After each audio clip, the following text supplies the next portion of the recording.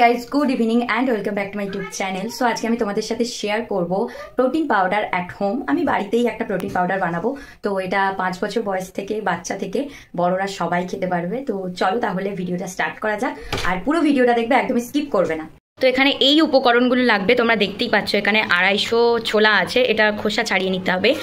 আর এটা হয়তো 100 গ্রাম আছে কাজুটা, আর আমন্ড আছে 100 গ্রাম, সয়া কড়াই আছে 100 গ্রাম, আর এইটা হচ্ছে পামকিন সিডস, এটা 100 গ্রাম করে 25 গ্রাম আছে, এটা 25 গ্রাম, ফ্লেক্স সিড 25 গ্রাম, আর সানফ্লাওয়ার সিডস হচ্ছে 25 গ্রাম, আর ওটস আছে হচ্ছে 1 কাপ। তোমরা নিয়ে নেবে, এরকম একটা কাপের ভর্তি করে 1 কাপ নিয়ে নেবে।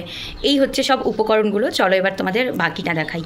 এইবার সব উপকরণ নিয়ে তোমাদের করতে হবে। গ্যাসে একটা ননস্টিকের তাওয়া অথবা কড়াই বসাবে, ভালো করে গরম হয়ে এলে ওতে প্রত্যেকটা উপকরণগুলো তোমরা ঢেলে দেবে। ফার্স্টেই আমি দেখো সয়া কড়াই আর আমন্ড, কাজু, ওটস এগুলো ভেজে নিচ্ছি। তো ওটা রোস্ট করা হয়ে গেলে তারপর সিডসগুলো তোমরা আলাদা আলাদা ভেজে নেবে। এই যে এগুলো পুরো ড্রাই রোস্ট হয়ে গেছে আর ভীষণ গরম হয়ে গেছে। সানফ্লাওয়ার সিডস, এটা হচ্ছে পামকিন সিডস, সবগুলো এগুলো হচ্ছে ড্রাই রোস্ট করতে হবে তোমাদের। আর এখানে চিয়া সিড দিচ্ছি না, তো তার বদলে ফ্লেক্স সিড দেওয়া হচ্ছে। আর ফ্লেক্স সিডটা একদম সামান্য দেওয়া হয়েছে, একদম 2 চামচ মতো আর কি দেওয়া হয়েছে। এই সিডসগুলো তোমরা গ্রসারি স্টোরে পেয়ে যাবে। তো আমি এগুলো অনলাইন থেকে নিয়েছি, আর ডেসক্রিপশনে লিঙ্কগুলো দেওয়া থাকবে, চাইলে তোমরা গিয়ে কিনে নিতে পারো। এই যে এটা হচ্ছে যে এবার মিক্সিতে ব্লেন্ড করা হবে। সব উপকরণগুলো তো ড্রাই রোস্ট করা হলো, তোমরা দেখলে। এবার উপকরণটাকে একটু ঠান্ডা করে নেবে, বেশি ঠান্ডা করবে না। বেশি ঠান্ডা হলে কিন্তু তোমাদের জড়িয়ে যাবে, ওটা একদমই পারফেক্ট হবে না। তো হালকা একটু ঠান্ডা করে নিয়ে তোমরা মিক্সিতে দিয়ে ভালোভাবে ব্লেন্ড করে নেবে।